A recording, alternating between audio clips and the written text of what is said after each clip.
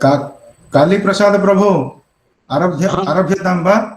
हाँ भ्रातरः आरभ्यतां। गुरवः हाँ प्रणामः। अस्तु गुरुदेव प्रणमामि सर्वेभ्यः। गुरवः प्रणामः। प्रणमामि सर्वेभ्यः। आरभ्यताम्। हरे कृष्ण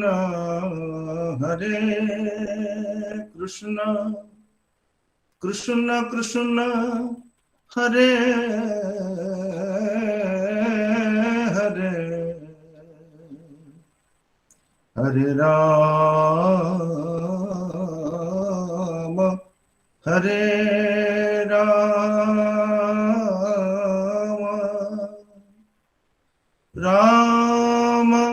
राम हरे हरे श्री कृष्ण गोविंद हरे मुरारे हे नाथ नारायण वासुदेव श्री कृष्ण गोविंद हरे मुरारे हे नाथ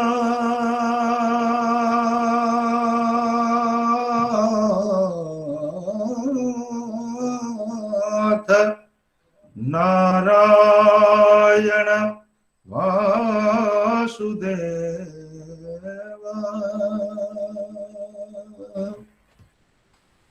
परम सम्माननीय परम कृपामय हमारे गुरुदेव तीनों गुरुचरणों को मैं सादर प्रणाम करता हूँ। आज हम लोगों के सौभाग्य से और हम लोगों के परमानंद के लिए उपस्थित परमाराध्य आचार्य श्रीयुत नरोत्तम प्रभु जी के मुखार बिंद से श्रीमद् भागवत की सुधा निर्झरणी का प्रवाह हम लोग थोड़ी देर में सुनेंगे, इसीलिए मैं उनका स्वागत करता हूं प्रणिपात पूर्वक। जैसा कि आप लोग जानते हैं और सभी भक्तजन जानते हैं, जो प्रणम्य भक्तजन सुधी वृंद उपस्थित हैं, कि तीनों गुरुदेव आचार्य हरे कृष्ण प्रभु जी, आचार्य जयकांत प्रभु जी, आचार्य नरोत्तम प्रभु जी, इन्होंने एक महती कृपा हमारे ऊपर की है, डाली है, जिससे ये सायंकाल का समय हम लोग इसी परमानंद से अतिवाहित करते हैं। प्रसंग दशम श्रीमद् भागवत ग्रंथ शिरोमणि श्रीमद् भागवत के दशम स्कंध के 8वें अध्याय का प्रसंग है। और इसमें जैसा कल गुरुदेव हरे कृष्ण प्रभु जी ने बताया था, अभी भगवान की बाल लीला प्रसंग में भगवान किस प्रकार जानु संक्रमण करने का उपक्रम करते हैं और धीरे धीरे वो अपने जानू को लगा करके चलने का प्रयास करते हैं। इसी संबंध में आज हम लोगों की प्रार्थना है गुरुदेव से कि कल से जो कथा की धारा जहां पर रुकी है उसी को आगे ले जाएं। प्रसंग यह है दशम स्कंध के 8वें अध्याय का 23वां पद्य, और कल गुरुदेव ने उससे पहले 2 पद्य हम लोगों को समझाए गए थे। और इसमें 23वां जो पद्य है, तन्मातरौ निज सुतौ घृणया स्नुवन्त्यो पंकांगराग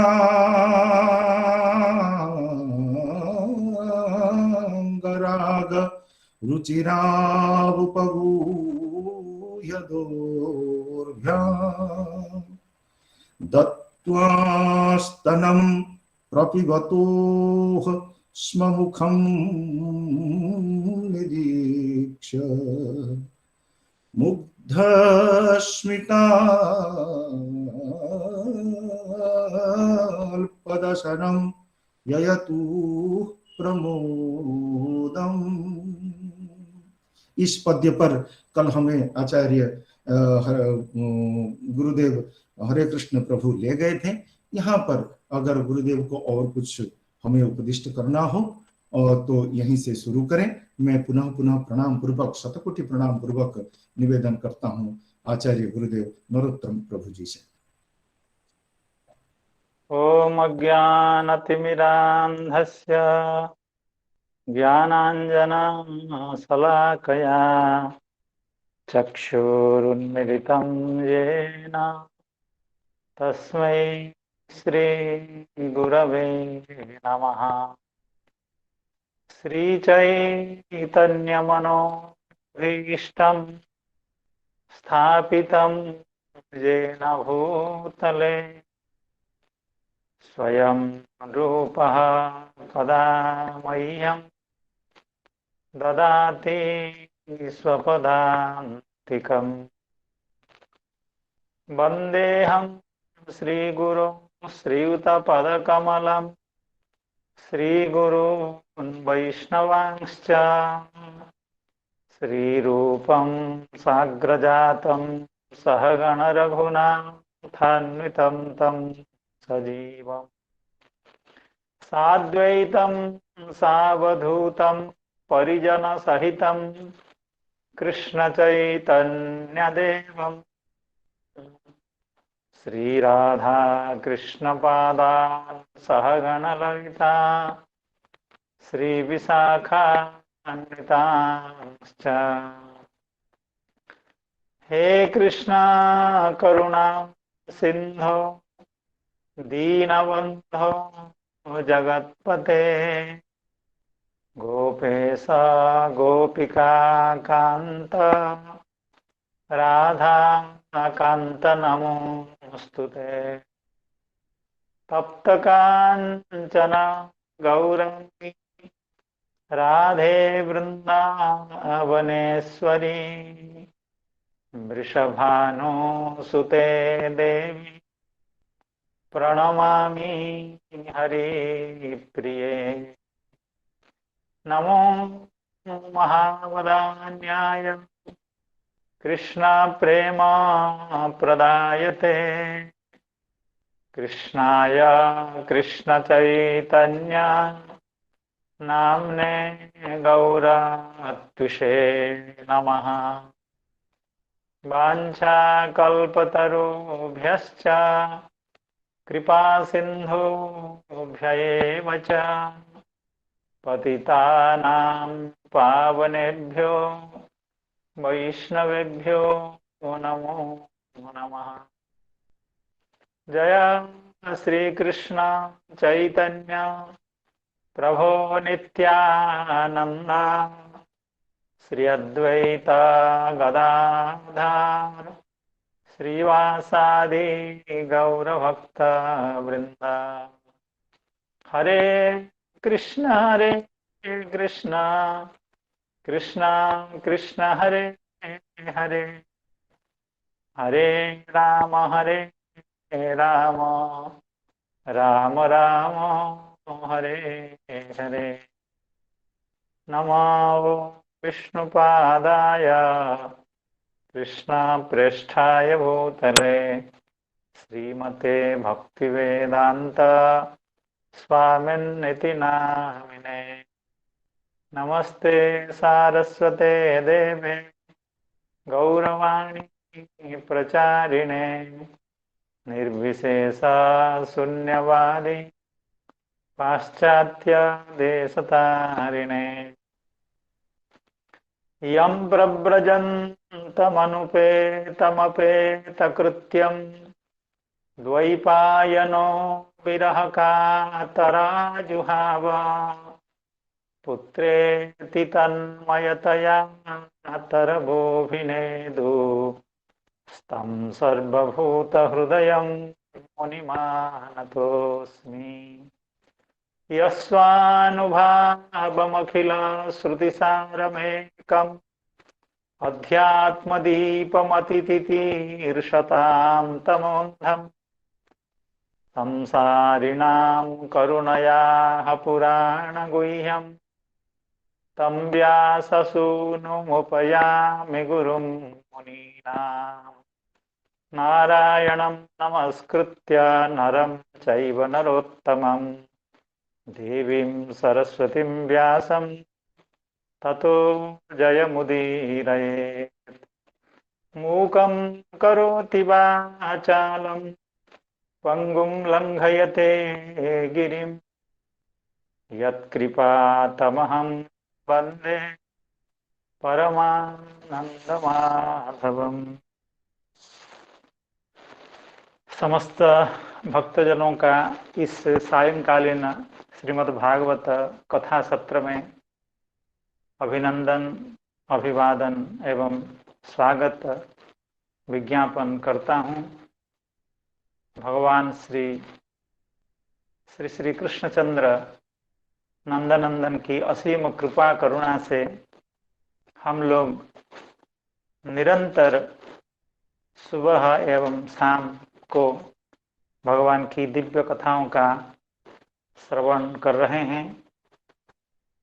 मालूम नहीं हम लोगों को कि भगवान की यह कृपा किस तरह से हम लोगों पर हुई है और इसका तथ्य, इसका कारण या इसका रहस्य को जो जानते हैं वे समझ सकते हैं कि भगवान की कितनी अहेतुक की कृपा है हम सभी के ऊपर। तो उसमें आप लोग जो संत जना, जो भक्त जन, जो विद्वत जना, जो सुधी जना हम लोगों को इस कथा के लिए निरंतर उत्साहित करते हैं, उनके श्री चरणों में बारंबार हम लोग कृतज्ञता ज्ञापन करते हैं एवं प्रणाम निवेदन करते हैं। जैसे हमारे मित्र, हमारे प्रिय प्रोफेसर श्री भागीरथी नंद जी ने अभी हम लोगों को बता रहे थे कि श्रीपाद हरे कृष्ण प्रभु जी कल तक भगवान की दिव्य कथाओं का निरूपण कर रहे थे। भगवान की कृपा से हमको आज से कथा कहने के लिए कहा गया है, लेकिन जिस आर्द्र हृदय से एवं कोमल हृदय से श्रीपाद हरे कृष्ण प्रभु भगवान के कोमल कथाओं का निरूपण कर रहे थे, वो अत्यंत आस्वाद्य, हृदय एवं भक्ति रस विवर्धक था। क्योंकि भक्ति रस सिक्त हृदय जब कोमल होता है तब वैष्णव के मुख से इस तरह के मधुराति मधुर भगवत लीला कथाओं का श्रवण करने का सुयोग, श्रवण करने का अवसर, सौभाग्य हम सबको प्राप्त होता है। इसलिए मैं श्रीपाद हरे कृष्ण प्रभु जी के चरण वंदन करना चाहता हूँ। उन्होंने हमको यहाँ तक पहुँचाया, अर्थात भगवान की कथा को पहुँचा करके रसास्वादन करते हुए हमको भी उस रस से आगे आस्वादन करने का मौका दिया। एवं आप सब सुधीजन जो उत्साहवर्धन कर रहे हैं निरंतर, सभी के चरणों में बारंबार हम प्रणाम निवेदन कर रहे हैं। जैसे कि हम लोगों को मालूम है, अष्टम अध्याय में मुख्य रूप से भगवान के नामकरण लीला और उसके बाद भगवान के जानु रिंगण लीला एवं भगवान की मृदुभक्षण लीला एवं भगवान की माता को विश्व रूप दर्शन लीला, मुख्य रूप से ये चार लीलाएं इस अध्याय में वर्णित हैं। तो उससे पहले अभी जो जानु रिंगण लीला, रिंगण शब्द का अर्थ कल हम बता रहे थे श्री हरिकृष्ण प्रभु जी। रिंगण का मतलब गमन और जानु रिंगण का मतलब है जानु के द्वारा गमन, अर्थात घुटनों के बल पर बच्चे जब चलना शुरू करते हैं, घर से निकलना शुरू करते हैं, इधर उधर घूमते हैं, उस तरह की लीला को जानु रिंगण लीला कहते हैं। उस लीला का वर्णन हो रहा है। तो हम लोग इससे पहले श्रवण किए हैं जो भगवान के नामकरण लीला श्री नंद महाराज जी के अनुरोध पर एवं श्री वसुदेव महाराज जी के प्रेरणा से महर्षि गर्गाचार्य आकर के भगवान के दिव्य नामों का विस्तार किया, प्रकाशन किया। नित्य सिद्ध भगवान का जो नाम है उसको हम लोगों के लिए, जीव जगत के लिए, भक्तों के आस्वादन के लिए उन दिव्याति दिव्य नित्य शाश्वत नामों का आपने प्रकाश किया। तो उस लीला में और इस लीला में, भगवान की जो जानु रिंगण लीला है या मृद भक्षण लीला है, उसमें थोड़ा सा अगर हम लोग विचार करें, थोड़ा सा पार्थक्य है। क्योंकि उस लीला में, नामकरण लीला में भगवान की भूमिका कम है और आचार्य चरण की भूमिका या पिता माता की भूमिका अत्यधिक है। क्योंकि भगवान बैठे हैं, उनका नामकरण करना है, तो उसमें भगवान की भूमिका नहीं है। लेकिन यह जो लीला, अर्थात जो जानु रिंगण लीला, घुटने पर चलने की लीला, घर की देहली से बाहर निकलने की लीला, देहली के ऊपर लटक जाने की लीला, ये सब लीलाएं भगवान के अत्यंत मधुराति मधुर लीलाओं में से गिनी जाती हैं। तो इस बात को हम लोगों को समझना चाहिए। जैसे श्री चक्रवर्ती पाद ने इस लीला के आरंभ में एक पद्य में कहा है, शायद इस पद्य का श्रीपाद हरे कृष्ण प्रभु जी ने उल्लेख किया होगा, मैं थोड़ा सा एक दो दिन असावधान रहा। ऐश्वर्य मिश्राम कृष्णस्य प्रोच्य बालस्य माधुरीम केवलामेवताम प्राह नित्य भाव्याम उपासकैहि। अर्थात ये जानु रिंगण लीला के आरंभ में श्री चक्रवर्ती पाद ने कहा था, ऐश्वर्य मिश्राम कृष्णस्य प्रोच्य बालस्य माधुरीम। अर्थात पूतनावध लीला में, सकट भंजन लीला में, तृणावर्त उद्धार लीला में भगवान का जो बाल सुलभ माधुर्य का अनुभव आस्वादन हो रहा था, वो ऐश्वर्य मिश्रित था। क्योंकि वहां कहीं ना कहीं यह पता चलता था कि भगवान श्री कृष्ण ने पूतना का वध कर दिया, श्री कृष्ण ने, नंदनंदन बाल गोपाल ने सकटासुर का वध कर दिया, एवं भगवान श्री कृष्ण ने तृणावर्त का वध किया। यह बोध तो होता ही था। अर्थात इसलिए उन लीलाओं में भगवान का जो माधुर्य, भगवान का जो बाल्य लीला का आस्वादन, वो ऐश्वर्य से मिश्रित होता था। अर्थात जैसे कोई शुद्ध वस्तु किसी वस्तु से मिश्रित हो जाए, उसी तरह से शुद्ध जो भगवान की बाल्य लीला है वो ऐश्वर्य से मिश्रित थी। लेकिन यह जो जानु रिंगण लीला है या आगे जो मृदभक्षण लीला है, ये अत्यंत विशुद्ध लीला है, जहां ऐश्वर्य का तिलमात्र सम्मिश्रण नहीं है। इसलिए श्री चक्रवर्ती पाद कह रहे हैं, केवलामेव ताम प्राह नित्य भाव्याम उपासकैहि।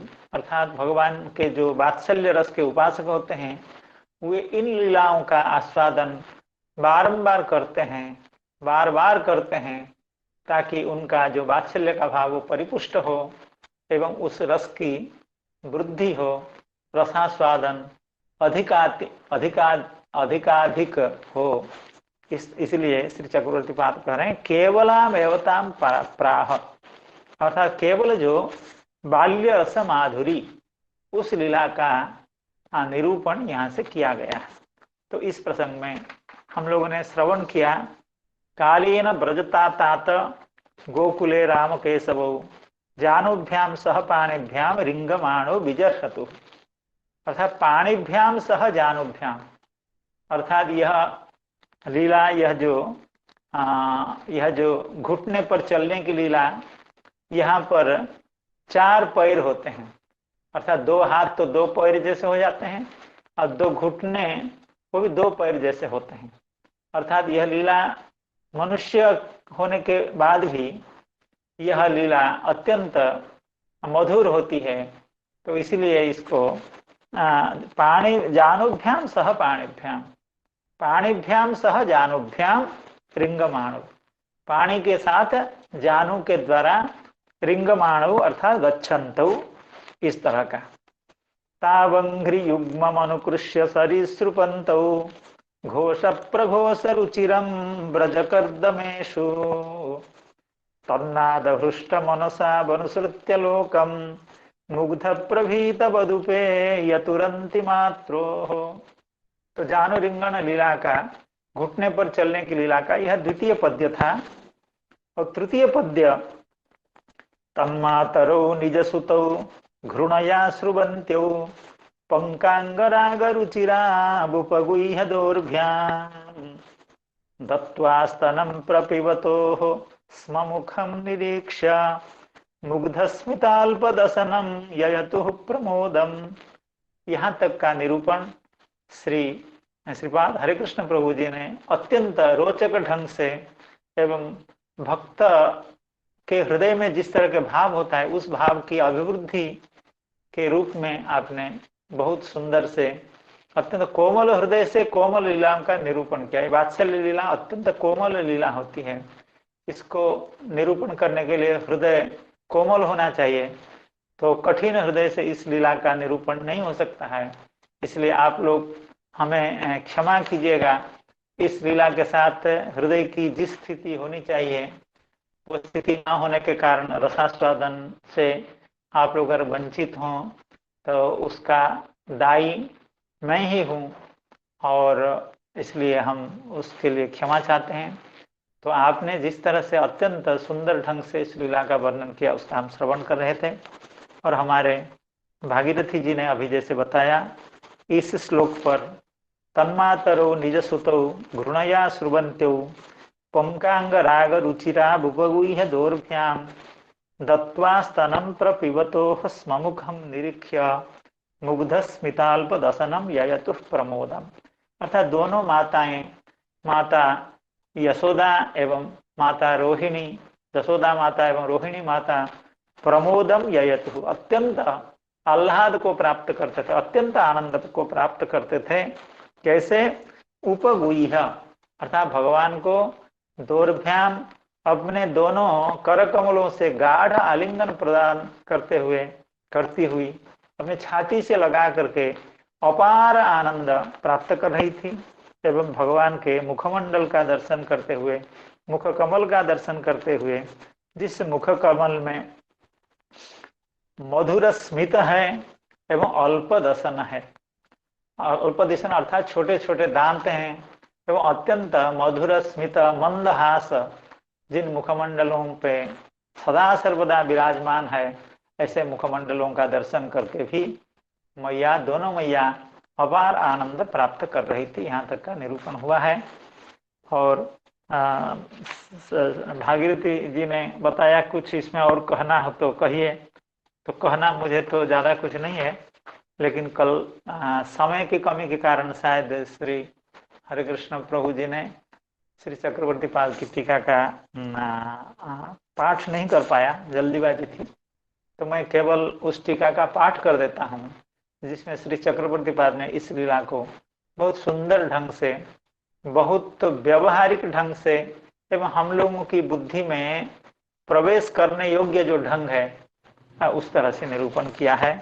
तो केवल मैं श्री चक्रवर्ती पाद की जो व्याख्या है उसका पाठ करके अपने को धन्य मानूंगा, और उससे ज्यादा कुछ कहना नहीं है। तदाच तयोः मातरौ तन्मातरौ निजसुतौ तयोः मातरौ निजसुतौ दोर्भ्याम उपगुह्य, दोर्भ्याम अर्थात दोनों बाहों से, उपगुह्य अर्थात गाढ़म आलिंग्य, प्रमोदम ययतुः, प्रमोदमन आनंदम, ययतुः अर्थात प्रापतुः अर्थात आनंद लाभ कर रही थी मैया।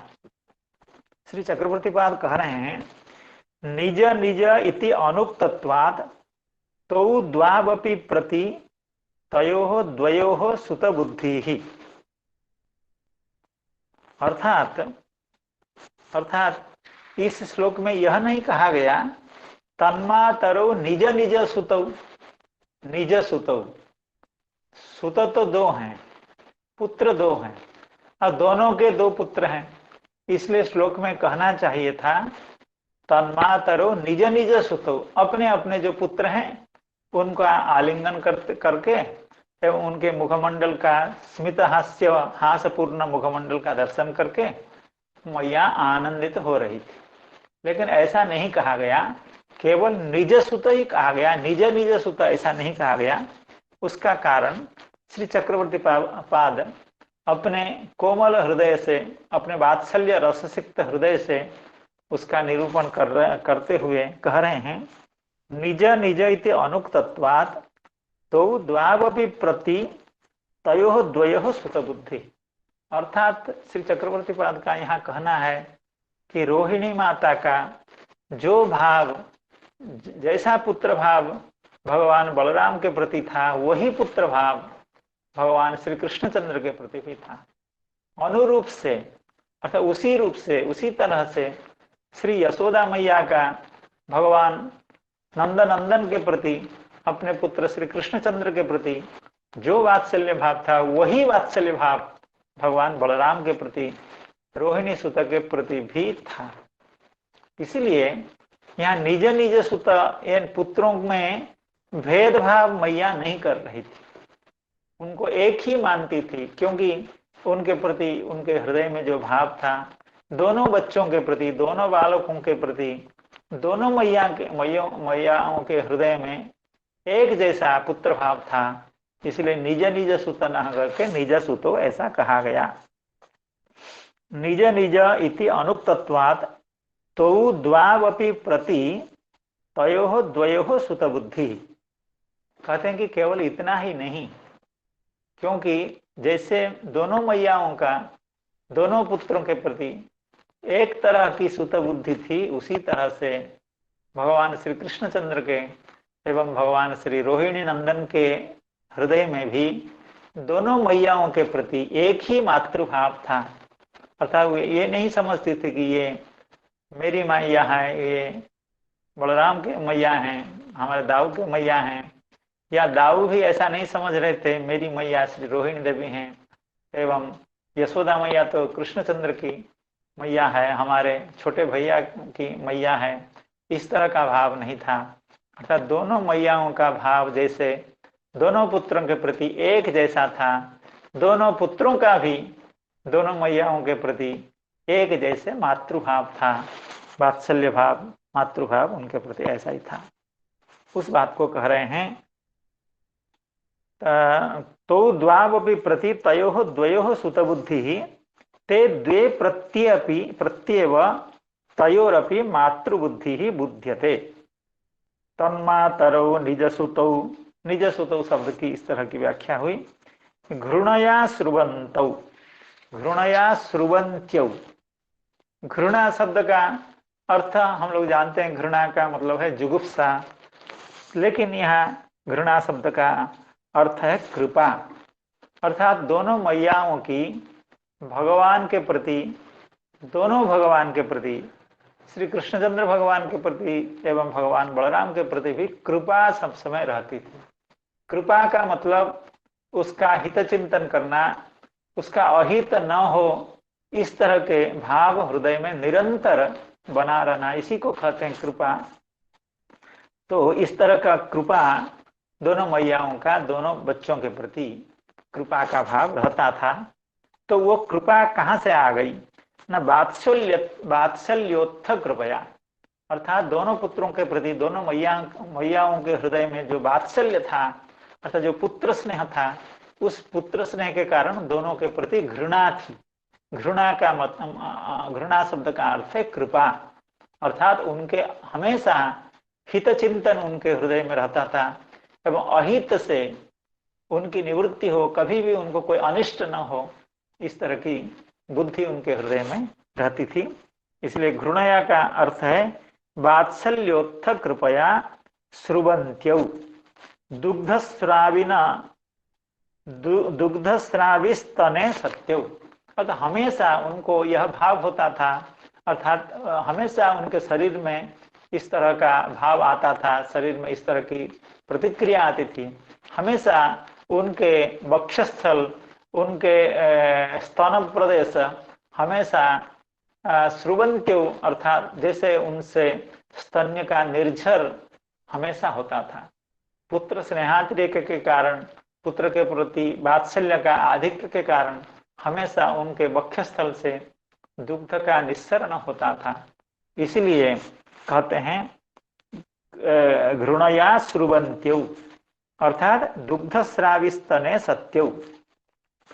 आगे कहते हैं पंकांग राग रुचिरौ, अर्थात दोनों पंकांग राग अर्थात ब्रज कर्दमों में पहले बताया गया है, अर्थात ब्रज में जब गैयों का दोहन होता है, गावों का जब दोहन होता है तो दूध छिटक करके जो ब्रज के भूप्रदेश में गिरती हैं, दूध के जो अंश और जो गोमूत्र आदि हैं, उनके कारण समग्र ब्रजमंडल, समग्र नंदगांव वो कर्दमाक्त हो जाता है, अर्थात कर्दम से परिपूर्ण होता है। और दोनों भगवान इसमें लीला विलास करने में, विहार करने में अतिशय आनंद का अनुभव करते हैं। तो इसलिए कहते हैं पंकांग राग रुचिरौ, अर्थात ब्रज का जो कर्दम है, ब्रज का जो पंक है, वो भगवान का अंग राग है, अर्थात चंदना, कस्तूरी, कुंकुम आदि से जो अंगराग होता है, शरीर की शोभा बढ़ाने के लिए, शरीर को शीतलता देने के लिए, शरीर की पवित्रता के लिए चंदन आदि का जो लेप होता है, उस तरह का अंगराग आज ब्रज का कर्दम दोनों भगवान में हो गया है। और उससे भगवान अति शोभित होते हैं। भगवान बलराम एवं भगवान श्री कृष्णचंद्र की शोभा इस ब्रज कर्दम से, ब्रज पंक से उनकी शोभा बढ़ जाती है। तो श्री चक्रवर्ती पाद कहते हैं सुंदरे किम न सुंदरम, अर्थात जो सुंदर वस्तु है या जो सुंदर व्यक्ति होता है, उसके शरीर में कोई भी अलंकार, कोई भी वस्त्र और अत्यधिक सुंदर हो जाता है। और भगवान के लिए तो कहना ही क्या है। हाँ, तो सुंदरे किम न सुंदरम, यह उक्ति श्री चक्रवर्ती पाद कह रहे हैं। सुंदरे किम न सुंदरम इति न्यायेन पंक है एवं अंगराग तुल्य, अर्थात ब्रज का जो कर्दम है, ब्रज का जो पंक है, वो भगवान के अंगराग होता है। तेनापि रुचिरौ, जबकि पंक से शरीर असुंदर होना चाहिए, लेकिन सुंदरे किम न सुंदरम। हाँ, कल श्रीपाद हरिकृष्ण प्रभु कह रहे थे कि कालिदास की वो जो उक्ति है, किमि वही मधुराणाम मंडनम नाकृतीनाम, अर्थात मधुराणाम आकृतीनाम किमिव मंडनम न, अर्थात जो मधुर आकृतियां होती हैं, अर्थात जो सुंदर स्वरूप होता है, सुंदर शरीर होता है, या सुंदर जो आकृति विशेष होता है, उसमें किमी वही मंडनम न, अर्थात उसमें कौन सा ऐसा वस्तु है होता है जो उसका मंडन नहीं होता है। अर्थात कोई भी वस्तु सुंदर शरीर में, सुंदर आकृति में धारण कर लिया जाए तो वह वस्तु भी उस आकृति का अलंकार विशेष हो जाता है। केवल इतना ही नहीं है, अर्थात उस वस्तु का भी, उस मंडन का भी सौंदर्य बढ़ जाता है उनके शरीर में वह स्थापित होने के कारण। तो भगवान के बारे में तो यह कई बार कहा गया है, किमि वही मधुराणाम मंडनम नाकृतीनाम सुंदरे किम न सुंदरम। श्री चक्रवर्ती पाद इस पद्य को लिए हैं, अर्थात श्री वाल्मीकि रामायण का जो सुंदर कांड है, अर्थात रामायण का जो सुंदर कांड है वह श्री गोस्वामी जी का क्यों न हो, उसके बारे में कहा गया है। सुंदरे सुंदरो रामः, सुंदरे सुंदरी कथा, सुंदरे सुंदरी सीता, सुंदरे सुंदरम वनम, सुंदरे सुंदरम काव्यम, सुंदरे सुंदरः कपिः, सुंदरे सुंदरम मंत्रम, सुंदरे किम न सुंदरम। अर्थात ये जो अंश है, इसी अंश को लेकर के श्री चक्रवर्ती पाद कह रहे हैं सुंदरे किम न सुंदरम। अर्थात जैसे रामायण में सुंदर कांड अत्यंत सुंदर होता है, अर्थात इसलिए उस कांड का नाम ही सुंदर कांड है, क्योंकि अन्य कांडों का नाम तो तत्त नाम तत्त घटनाओं के आधार पर किया गया है, बाल कांड हुआ, अयोध्या कांड हुआ, अरण्य कांड हुआ, लंका कांड हुआ, जो भी कांड श्री रामायण जी में बताए गए हैं वे घटना के आधार पर। लेकिन सुंदर कांड का जो नाम सुंदर कहा गया है ये घटना के आधार पर नहीं है, ये सुंदरता के आधार पर ये नाम बताए गए हैं, क्योंकि उस कांड में प्रत्येक वस्तु अत्यंत सुललित ढंग से प्रस्तुत किए गए हैं, उनकी वर्णना अत्यंत ललित ढंग से की गई है, इसीलिए सुंदर कांड अत्यंत सुंदर है। और उसमें वर्णित समस्त विषय भी अत्यंत स्वभावह हैं, अत्यंत सौंदर्य को प्रकाश करने वाली हैं, अत्यंत रुचिकर हैं, अत्यंत चित्ताकर्षक हैं। तो उसी तरह से भगवान में शरीर में जो ब्रजपंक है, जो ब्रज कर्दम है, उसके कारण भगवान की अंग कांति, अंग का सौंदर्य और बढ़ गया है। सुंदरे किम न सुंदरम इति न्यायेन पंकः एव अंगराग अंगराग तुल्य तेनापि रुचिरौ, अर्थात पंक के द्वारा भी भगवान आज रुचिर हो गए हैं, सुंदर हो गए हैं। पंकांगराग रुचिरौ पंकांगराग रुचिराबुपगुह्य दोर्भ्याम तन्मा दत्त्वा स्तनं प्रपिबतो स्म मुखं निरीक्ष्य मुग्धस्मिताल्पदसनं ययतुः प्रमोदम। तो भगवान के मुख कमल का निरीक्षण करते हुए, अर्थात जब मैया उनका स्तन्यपान कराती हैं या शयन कराती हैं, उस समय भगवान के मुखमंडल को निश्चिंत होकर के अत्यंत भाव प्रवणता के साथ, अत्यंत वात्सल्य स्नेह के साथ उन मुख कमलों का बार बार दर्शन करते हैं। मुख कमल के हर विभावों को, हर अवस्था को, हर स्थिति को मैया दर्शन करके आनंद प्राप्त करती हैं। तो इस श्लोक में जो कहा गया है ये दोनों जननियों के बारे में कहा गया है। श्री रोहिणी माता के बारे में भी कहा गया है, यशोदा माता के बारे में भी कहा गया है, लेकिन वहां कहा गया मुखम निरीक्ष्य, क्योंकि यहाँ तो मुख दो हैं, भगवान श्री कृष्णचंद्र के श्रीमुख हैं एवं श्री भगवान बलराम के श्रीमुख हैं। तो मुखम क्यों कहा गया है एक वचन, उसकी युक्ति देते हुए, उसकी व्याख्या करते हुए श्री चक्रवर्ती पाद कह रहे हैं मुखम इति एकत्वम स्वस्वलाल्य मुखापेक्षया, अर्थात इसको व्यक्तिगत रूप से इसका वर्णना की गई है, अर्थात भगवान कृष्णचंद्र को गोद में ली हुई हैं यशोदा मैया एवं भगवान बलराम को गोद में ली हुई हैं रोहिणी मैया, इसलिए प्रत्येक मुख के उद्देश्य से स्वस्वलाल्य मुखापेक्षया, अर्थात जिस भगवान को जो मैया गोद में लेकर के मुख प्राप्त करती हैं एवं मुख का लालन करती है, दुलारती है, मुख को आनंद प्राप्त कराना एवं करना चाहती है जिस मुखमंडल के द्वारा, तो वो प्रत्येक अभिप्राय से, अर्थात एक एक मैया के संतान के पुत्र के मुख के अभिप्राय से ऐसा कहा गया है।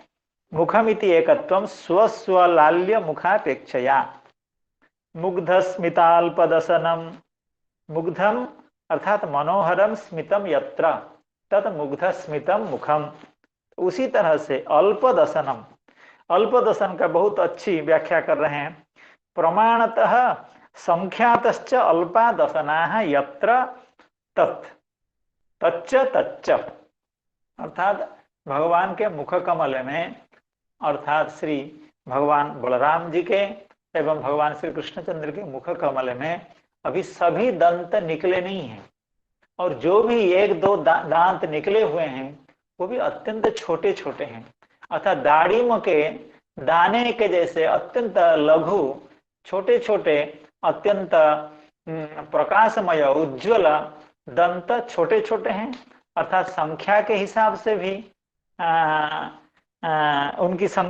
उनका आकार कम है, अल्प है, संख्या की दृष्टि से भी दंतों की अल्पता है एवं आकृति के दृष्टि से में, अर्थात आकार के दृष्टि से भी दसनों की दंतों की अल्पता है। तो उसी बात को श्री चक्रवर्ती पाद कह रहे हैं, प्रमाणतः संख्यातश्च अल्पादसना यत्र। तो अल्पदसनम मुखम तब मुग्धस्मितम च मुखम।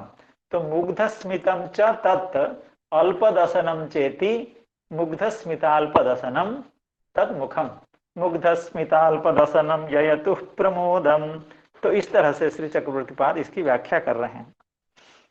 इससे पहले हम लोग जब भगवान के आविर्भाव की लीला का निरूपण कर रहे थे, तो उस समय एक प्रसंग यह आया था कि भगवान और श्री कृष्णचंद्र भगवान एवं भगवान बलराम में तारतम्य अर्थात आयु में अर्थात काल में कितना तारतम्य है। तो हमने शायद कह दिया था कि 1 महीने का तारतम्य है, क्योंकि श्रावण मास और इस तरह का कुछ चर्चा हुई थी इससे पहले। तो हमारे उर्मिला माता जी ने इसमें कहा था शायद इनमें एक साल तक का डिफरेंस है, अर्थात शायद भगवान श्री कृष्णचंद्र 1 साल के बाद उनका अवतार है, भगवान बलराम का अवतार पहले है, ऐसा लगता था। लेकिन अभी इस लीला का अध्ययन करने से, इसका श्रवण करने से ऐसा लग रहा है कि दोनों एक साथ घुटनों पर चल रहे हैं और दोनों अल्पदसन हैं। तो इस तरह की लीला का श्रवण करने के बाद शायद कुछ ऐसा भी आ रहा है समझ में कि दोनों के आयु में इतना पार्थक्य नहीं है, क्योंकि 6 महीना 8 महीना या साल भर का अगर पार्थक्य रहे तो एक जब घुटनों पर चलते हों तब दूसरे शायद घुटने पर नहीं चलेंगे, वो पैर से चलना शुरू करेंगे। तो इस तरह का कुछ हम लोग चिंतन कर सकते हैं, इसमें आगे भी चिंतन करने का अवसर है। तो इसलिए मुझे लगा उस बात का भी उल्लेख कर दिया जाना चाहिए। तो यहाँ तक की वर्णना श्री हरे कृष्ण प्रभु जी ने अत्यंत सुंदर एवं रोचक ढंग से की थी। और आगे हम अगला जो श्लोक है उसमें प्रवेश करना चाहेंगे। यरिहंगना दर्शनीय कुमार लीला वंतर्ब्रजे तदबलाः प्रगृहीत पुच्छैः वत्सैरितस्तत उभा वनुकृष्यमाणौ प्रेक्ष्यन्त्य उज्झित गृहा जगृहुर्हसन्त्यः। यरिहंगना दर्शनीय कुमार लीला वंतर्ब्रजे तदबलाः प्रगृहीत पुच्छैः वत्सैरितस्तत उभा वनुकृष्यमाणौ प्रेक्ष्यन्त्य उज्झित गृहा जगृहुर्हसन्त्यः। तो यह जो पद्य है, तो इससे पहले जो 2 पद्य थे या 3 पद्य थे, उसमें 2 पद्यों में, अंतिम 2 पद्यों में तावंग्री युग्मम अनुकृष्य सरिसृपन्तौ और तन्मातरो निजसुतौ घृणया श्रुवन्त्यो, इन दोनों श्लोकों में माताओं का अर्थात यशोदा मैया का एवं रोहिणी मैया का जो आनंदातिरेक है, उनका जो वात्सल्य सुख है, उसका निरूपण श्री बादरायण व्यास भगवान ने अत्यंत रोचक ढंग से एवं सुंदर ढंग से किया है।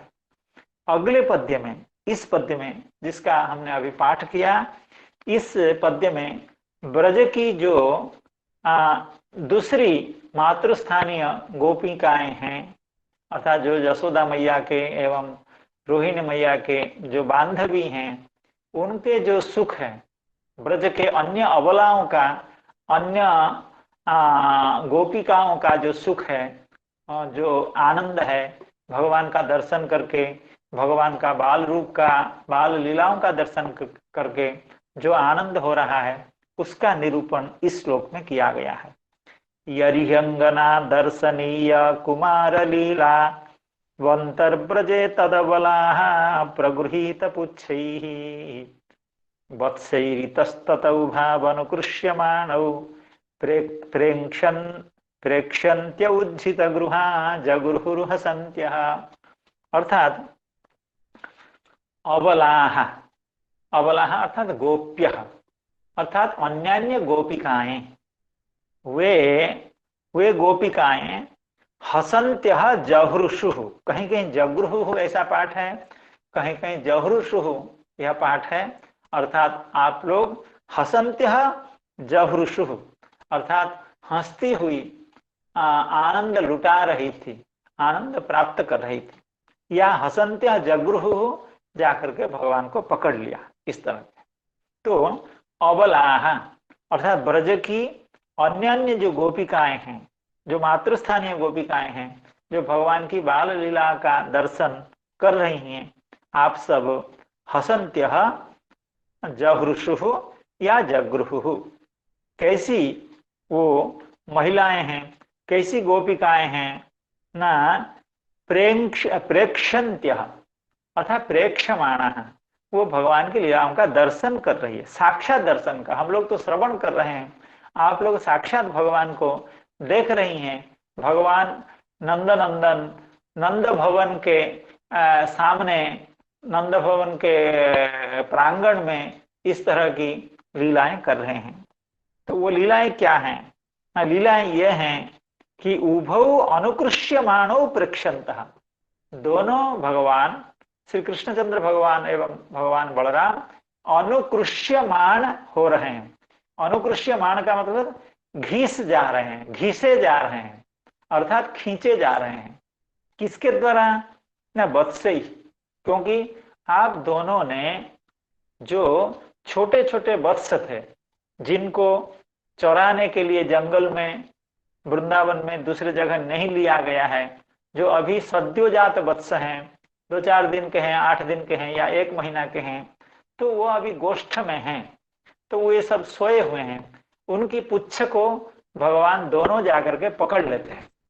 तो पकड़ लेने के कारण वे वत्स जब उठ करके खड़े होकर के भागने लगते हैं या चलने लगते हैं, तब दोनों भगवान क्या करते हैं, उनके पुच्छ को खूब जोर से पकड़ करके रखते हैं, छोड़ते नहीं हैं। क्यों नहीं छोड़ते हैं, इसकी व्याख्याकार बहुत अच्छी तरह से व्याख्या करेंगे। नहीं छोड़ते हैं, तब वो घीसे जा रहे हैं, अर्थात खींचे जा रहे हैं। वत्स के पुच्छ को पकड़ने के कारण, न छोड़ने के कारण, वत्स जब भागते हैं, बछड़े जब भागते हैं, तब भगवान दोनों, भगवान श्री कृष्णचंद्र एवं भगवान श्री बलराम खींचे जा रहे हैं, अर्थात घिसे जा रहे हैं वो ब्रज के कर्दम में, ब्रज रज में, ब्रज के भूमंडल में। तो इतस्ततः उभौ अनुकृष्यमाणौ, तो इस तरह की लीला भगवान कर रहे हैं, और इस लीला के साक्षात साक्षी हैं अबलाह, वहां की दूसरी दूसरी गोपिकाएं। तो वत्से ही इतस्ततः अनुकृष्यमाणौ, तो कीदृशे ही वत्से ही, इसका निरूपण करते हुए प्रगृहित पुच्छै, और खूब प्रगृहित, प्रकर्षेण, भगवान खूब जकड़ करके, खूब जोर से उनके पुच्छों को भगवान पकड़ रखे हैं, दोनों भगवान पकड़ रखे हैं। तो ऐसे प्रगृहित पुच्छ जो वत्स हैं, तो बछड़े हैं, वो इधर उधर भागते हैं और भगवान घिसे जा रहे हैं, खींचे जा रहे हैं, भूमि में लोटपोट हो रहे हैं, ब्रज कर्दम में लोटपोट हो रहे हैं, ब्रज की रज में, ब्रज की धूली में लोटपोट हो रहे हैं। तो इसको देख करके वहां की अबलाएं, वहां की गोपिकाएं, वो सब आनंद से, आनंद समुद्र में मग्न हो जाते हैं, हो रही हैं, अर्थात आनंद समुद्र में स्नान कर रही हैं, आह्लाद प्राप्त कर रही हैं। ये और उभौ अनुकृष्यमाणो, ये दोनों कृष्ण एवं बलराम, ये उभौ इसका एक विशेषण है, अंगना दर्शनीय कुमार लीलौ, अर्थात अंगनाओं के द्वारा, अर्थात गोपियों के द्वारा दर्शनीय, अर्थात देखने योग्य जो कुमार लीला है, अर्थात भगवान की बाल्य लीला है। अत्यंत बाल्यकाल में भगवान की इस तरह के जो जानु रिंगण लीला है, उस लीला का दर्शन करते हुए, पहले अंगनाओं के द्वारा दर्शनीय भगवान की जो कुमार लीला है, अर्थात बाल्य लीला, इस लीला का, इस लीला विशिष्ट जो भगवान कृष्ण एवं बलराम है, उनका दर्शन करती है। कहाँ पर? अंतर ब्रजे, अर्थात ब्रज के मध्य में, अर्थात ब्रज नंदगांव के आसपास जहाँ भगवान हुआ करते हैं, भगवान का जहाँ प्राकट्य हुआ है, वो जो ब्रज का वह जो प्रदेश है, वहां पर अंतर ब्रजे इस तरह से वहां की गोपिकाएं दर्शन करके अत्यंत आनंद प्राप्त करती है। और उज्जित गृह, घर द्वार छोड़ करके लीला दर्शन करके आ गई है, घर के काम काज छोड़ करके भी लीला का दर्शन करने आ गई है। जैसे जैसे रासलीला में कल हम लोग श्रवण कर रहे थे, रासलीला में जैसे कल या आज सुबह श्रवण कर रहे थे, रासलीला में जैसे भगवान के बंसीनाद का श्रवण करके गोपिकाएं घर द्वार छोड़ करके, घर का काम छोड़ करके, पायन्त्य शिशुन पयः, गौ को कोई खाना खिला रही थी, कोई बच्चों को दूध पिला रही थी, कोई अपनी पतियों को अन्न परोस रही थी। ये सब काम काज छोड़ करके जैसे भगवान के लीला में सम्मिलित होने के लिए भगवान का बंसीनाद श्रवण करके आ गई थी, उसी तरह से यहाँ भी उज्जित गृह, त्यक्त गृह आकर के गोपिकाएं भगवान की दिव्यात दिव्य वात्सल्य लीला का दर्शन कर रही है।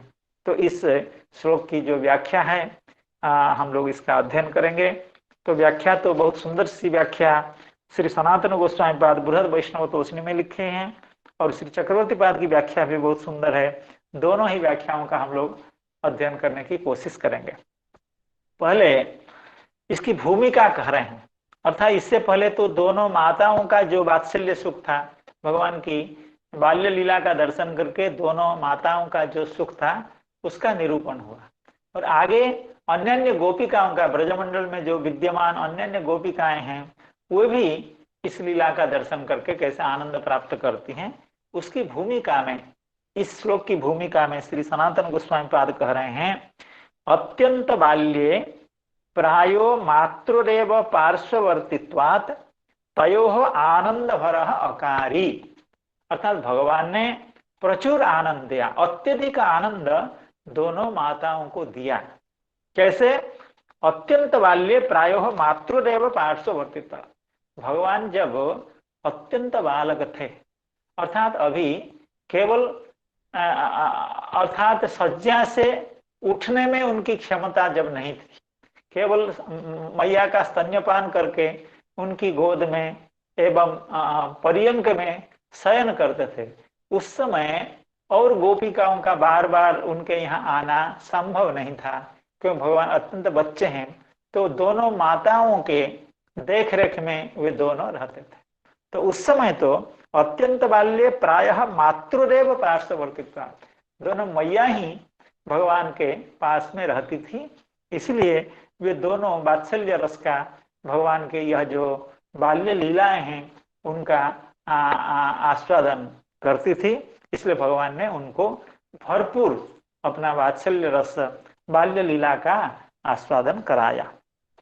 पश्चात किंचित वयोतिरेकेण बल बुद्धि प्राकट्यात् इतस्ततः अखिल ब्रजे वत्साकर्षण लीलया सर्वासामपि ब्रज स्त्रीणाम आनंदो जनित इति आह। अर्थात जब भगवान थोड़ा सा अधिक बड़े हो गए, थोड़ा और बड़े हो गए, 4 महीना 5 महीना के हो गए, तो उनको कहाँ तक घर के अंदर रोका जाए, तो भगवान खुद ही घर से निकल पड़ते थे अपना लीला का दर्शन अन्य गोपिकाओं के, अन्य भक्ताओं को कराने के लिए।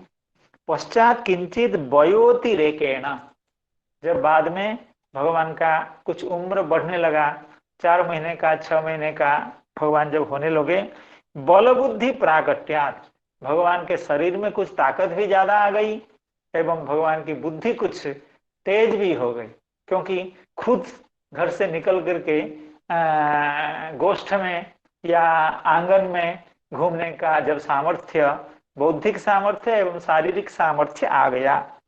बल बुद्धि प्राकट्यात् इतस्ततः अखिल ब्रजे वत्साकर्षण लीलया, अखिल ब्रज में घूमते थे, और घूमने में उनका खेल का मुख्य साधन था बछड़ों के पूंछ को जाकर के पकड़ना। तो वत्साकर्षण लीलया, यही है वत्साकर्षण लीलया, वत्सा का आकर्षण करना, बछड़े के पूंछ को पकड़ करके उसको खींचना, इसी में भगवान आनंद लाभ करते थे। एवं वो वत्स जो है जिसकी पूंछ को भगवान पकड़ते थे, वो भी भगवान के कोमलाति कोमल करस्पर्श पा करके धन्य धन्य हो जाता था एवं अत्यंत आह्लाद को प्राप्त करता था। वत्साकर्षण लीलया सर्वासाम अपनी ब्रज स्त्रीणाम आनंदो जनिता। तो इस लीला के द्वारा अन्य अन्य ब्रज स्त्रियों का, ब्रज कामिनियों का, ब्रज वनिताओं का अत्यंत आनंद उत्पन्न हुआ। भले माताओं का आनंद उत्पन्न किया बाल्य लीला के कारण, एवं अभी घर से निकल करके भगवान जब ब्रजमंडल में अंग्री युग्म से अर्थात हाथ एवं पैर से, घुटनों से जब चलते हैं, तब अन्य अन्य गोपिकाओं के, ब्रजवासियों के आनंद का भी विधान किया। इति आह यर्हि इति वत्से इति बहुत्वम एक वत्स परित्यागेन मुहुर्वत्सांतर ग्रहणात् एकदैव बहुल वत्स पुच्छ ग्रहणात् वा।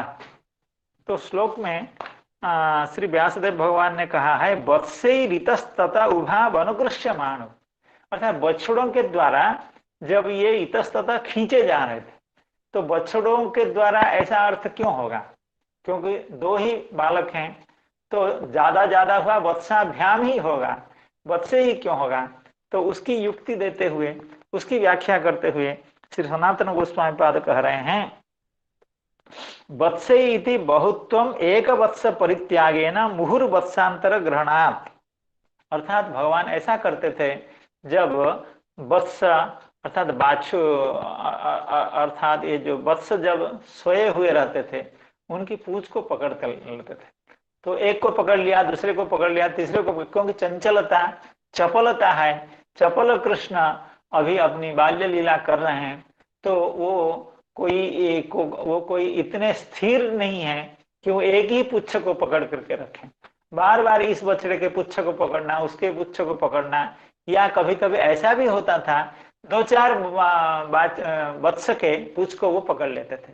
तो उसी बात को श्री सनातन गोस्वामी पाद कह रहे हैं अतएव वत्से इति बहुत्वम एक वत्स परित्यागेन मुहुर्वत्सांतर ग्रहणात्। अर्थात एक का वत्स छोड़ करके दूसरे के पूंछ को पकड़ना, दूसरे को छोड़ करके तीसरे के वत्स पूंछ को पकड़ना, इस तरह की लीला भगवान कर रहे थे।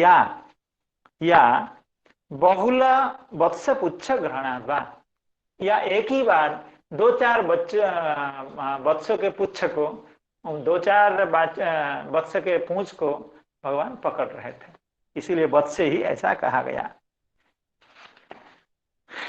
वत्से ऋतस्तत उभा अनुकृष्यमाण, और कैसे वत्से ही प्रगृहित पुच्छ ही। तो प्रगृहित पुच्छ ही यहाँ श्री सनातन गोस्वामी पाद का कहना है प्रशब्देन कदाचिदपि पुच्छ त्यागो निरस्त। अर्थात ऐसा नहीं कि उसकी पूंछ को पकड़ लिए, वो वत्स अगर दौड़ने लगा तो उसकी बुद्धिमत्ता तो यही होती है कि उसकी पूंछ को छोड़ दिया जाए, नहीं तो आप जमीन में घिसना पड़ेगा। तो लेकिन ऐसा भगवान नहीं करते थे, क्योंकि भगवान का स्वभाव है एक बार पकड़ लेते हैं तो वो छोड़ते नहीं। तो उसी तरह से भगवान उस वत्स के पुच्छ को पकड़ लेते थे, नहीं छोड़ते थे। भले खुद ही घिस जाए जमीन में, भले खुद ही ब्रज कर्दम में लोटपोट हो, लेकिन उस वत्स के पुच्छ को नहीं पकड़ते। यह प्रशब्द के द्वारा व्यंजित होता है। प्रशब्देन कदाचिदपि पुच्छ त्यागो निरस्तः अतः एवं स्थाने स्थाने अनुकृष्यमाणो।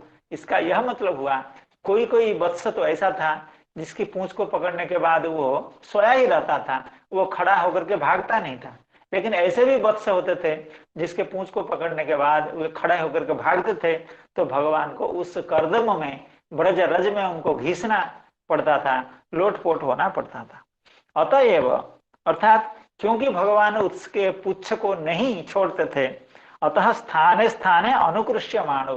अर्थात कहीं कहीं, कभी कभी ऐसा भी होता था कि वे उस वत्स के द्वारा खींचे जा रहे थे। अतएव प्रकर्षेण इक्षमाणा। तो ऐसी सुंदर लीला जहाँ वत्स के पुच्छ को भगवान पकड़े हुए हैं और जमीन में घिसे जा रहे हैं, तो ऐसी लीला यह अत्यंत दिव्य लीला है। इसका दर्शन अन्य अन्य गोपिकाएं भी कर रही थी, इसीलिए प्रशब्द दिया प्रेक्षमाण, प्रकर्षण इक्षमाण। इसको अत्यंत बारीकी से गोपियां दर्शन कर रही थी।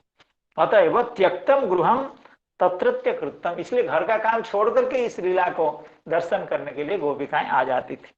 किंबा प्रेक्षणार्थम तत्र तत्र सर्वब्रजे परिभ्रमणेन गृहमेव याभिस्ता।